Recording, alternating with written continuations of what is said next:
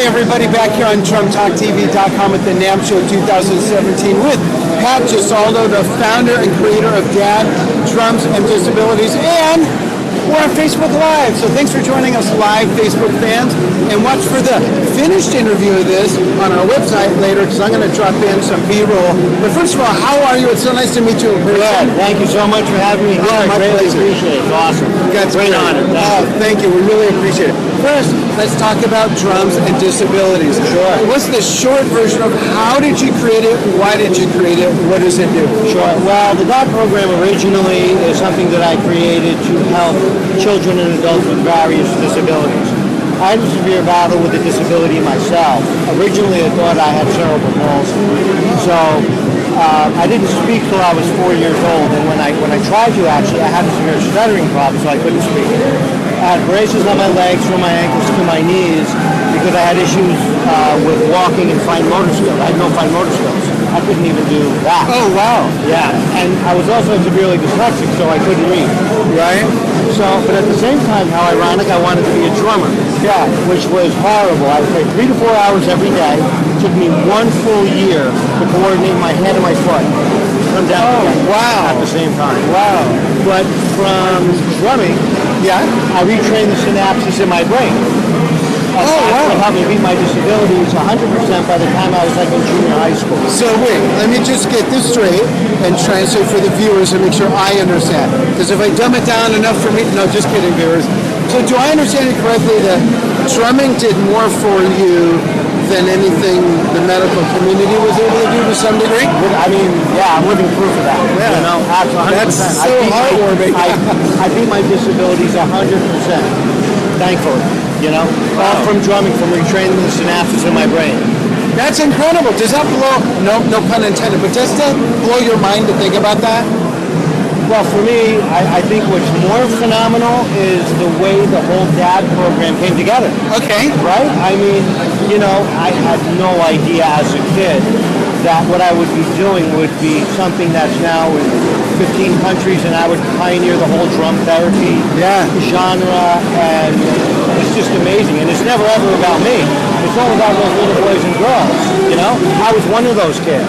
You know, my families were one of those families. Nobody helped me. Nobody helped my family. Right. You know? Wow. So how old is DAD?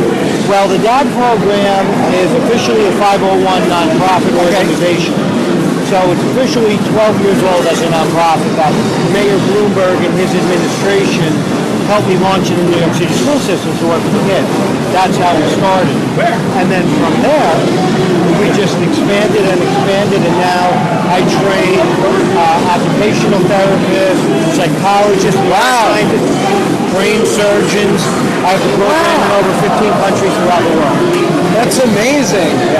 I want to tell everybody, just because it's a 501c and it's a nonprofit does not mean that they're not supposed to have money. A nonprofit could have as much money as they can possibly accumulate. They just can't show a profit afterwards. They have to do something with that money. So tell everyone, so that they're not apprehensive on donating, how can they support the program financially, or how can they get involved in other ways? Sure. Well, the DAD program, one of the most important things to know is that with the DAD program, almost 100% of what is raised goes back out. That's awesome. So I don't profit from that personally. First of all, you know, most nonprofits, 97 cents on the dollar goes to administrative costs, 3% goes to the cost. That program 100% goes. So, you know, we have a website, dadprogram.org, and people can go there and donate or work with us any way they feel they want to. And it's all about those little boys and girls, you know. We go into schools, hospitals, mental health facilities, you know, we go into all kinds of locations. We're the only ones that can train and certify someone as a drum therapist, and that's what it's all about. Yeah, that's awesome. I want to ask Pat about one more thing, but I just want to adjust something real quick. So, tell me your favorite songs for a moment.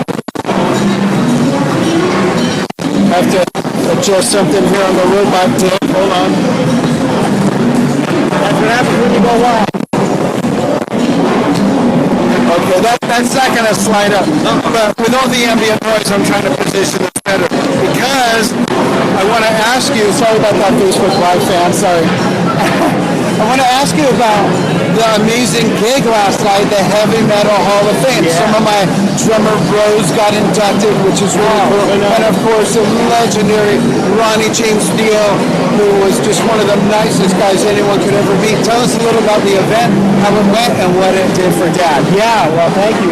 You know, the Hall of Heavy Metal History is something that I started to really honor those pioneers of heavy metal, right? Those musicians are so forgotten and overlooked that I don't want to say people really don't care. As far as the media, I mean, it's huge at the same time, right? Right. I mean, it's a brotherhood, it's a family. Yeah. So something needs to be done for those musicians themselves. So that's why I started the Hall of Heavy Metal History. We had the first ceremony last night, and we inducted so many people. You know, Ronnie James Dio, Don Airy, Rudy Sarzo, Frankie Banali, Vinny Appice, yeah. It was great. Legendary. Randy Rhoads. Oh, yeah. Phenomenal. I'll never forget where I was when I heard the news about Randy Rhoads, and then subsequently hear the story from each member, because they all had a different perspective. Ozzy was outside and saw it happen. I'm sorry, Ozzy was asleep in the bus, and it woke him up. Don Airy was outside and saw it. Rudy was there, Tommy Aldridge, of course, and such a sad thing, because it's a really good example of a legendary musician who, there's no way he had hit his prime yet. He was so young and so new on the scene. That'd be amazing. I get goosebumps just thinking about same what you here. said, right? Yeah, I mean, I'll never forget that. You know, so we wanna treasure what we have at the time that we have it. It's very important, and not only, really. Now that person passed away, I'm going to go buy the albums. Now I'm going to say, we really want to treasure what we have at the time. Yeah, and that's such an important part about the Hall of Heavy Metal History, you know? And the other thing is that all the proceeds from last night's event went to the Ronnie James Dio Stand Up and Shout Cancer Fund. And we're going to be working with them and with the DAD program to be doing some amazing things to help children fight cancer.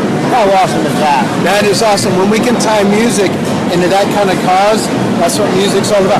Music and food are the only two things on the planet that will have always and will always bring people together, regardless of what the difference is. And gosh, do we need more of that now? Sure do.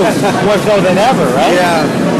Well, Pat, thanks. We're going to interview Pat on a full episode, 1 hour long form Drum Talk TV episode sometime soon.